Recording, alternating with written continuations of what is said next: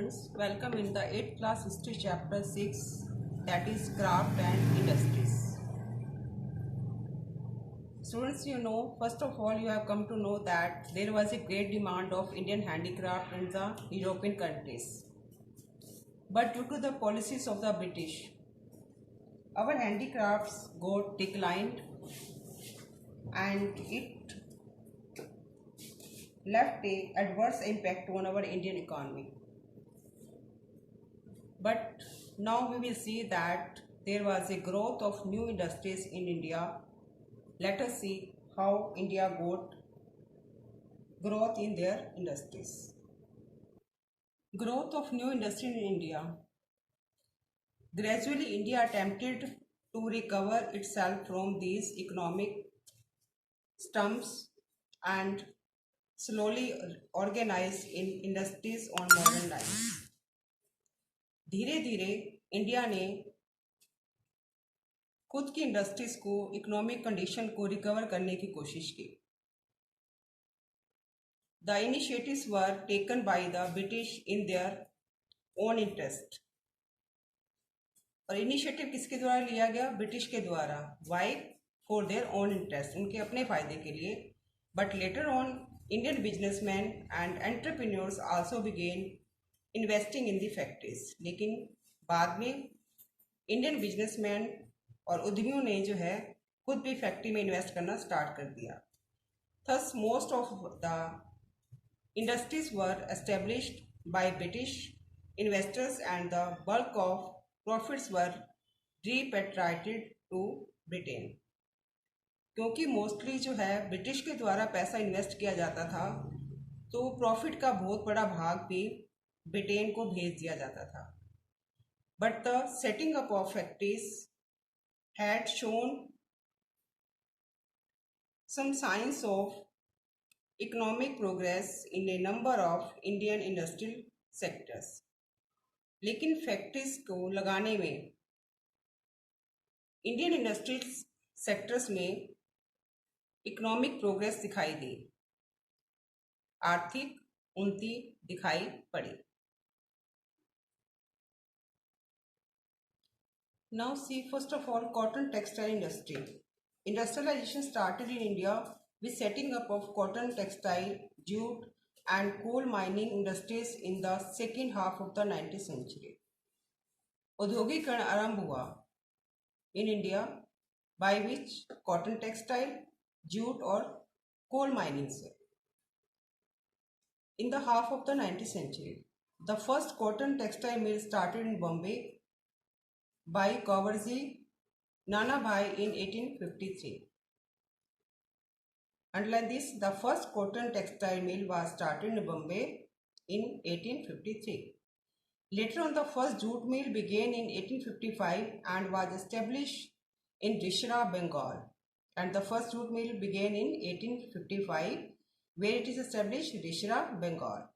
First cotton mill in Bombay and first jute mill in Rishra, Bengal.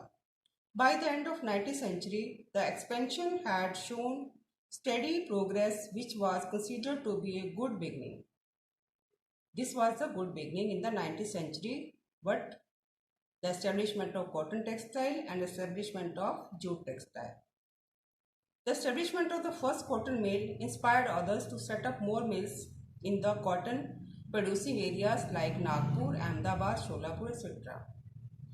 This first factory in Bombay inspired others also, where the cotton was grown. The Swadeshi movement, which began in Bengal in 1905, gave a fillip to the cotton textile industry, and thereafter a large number of mills were started. So it took a good start when the Bengal partition was done in 1905.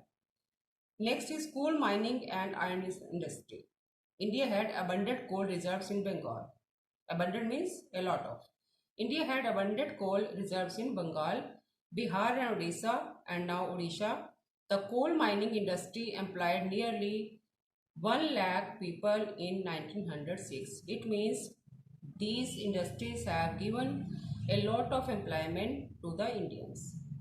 India also had vast reserves of iron ore, which were located close to the coal mines. Thus, Indian iron and steel industry flourished during the colonial era. Colonial era means उपनिवेशवाद के दौरान भारतीय लोहा और इस्पात industry खूब फले फूले.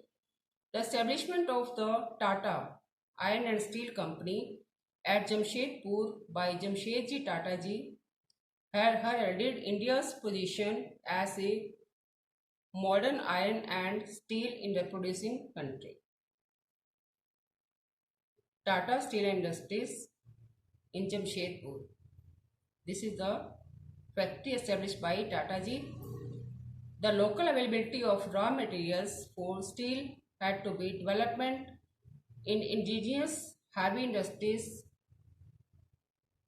which till then had received attention from the British. Indigenous means स्वदेशी. हमारे यहाँ हैवी इंडस्ट्रीज डेवलपमेंट हुई जब तक कि